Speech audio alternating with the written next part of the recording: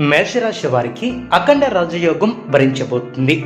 ఎన్ని రోజులు మీరు పడిన కష్టానికి తగిన ప్రతిఫలం అనేది ఏర్పడబోతుంది. ఇక మీదట మీకు అంతా శ్రేష్టమైనటువంటి కాలం అనే చెప్పవచ్చు.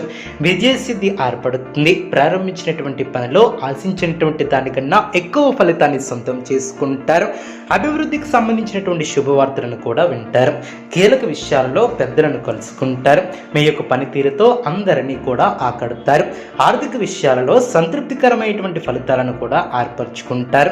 సంతాన అభివృద్ధికి సంబంధించినటువంటి అనేక రకమైనటువంటి శుభవార్తలను వింటారు. ఒక సంఘటన మనస్సుకి శాంతిని, ఆనందాన్ని, సంతోషాన్ని కూడా ఇస్తుంది.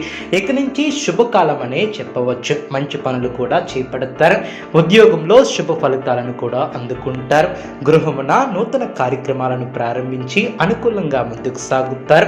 మీకు ఇంకా తదితర వంటి సమస్యలు, సందేశాలు ఉన్నా ఒక్కసారి గురువు గారిని సంప్రదించండి.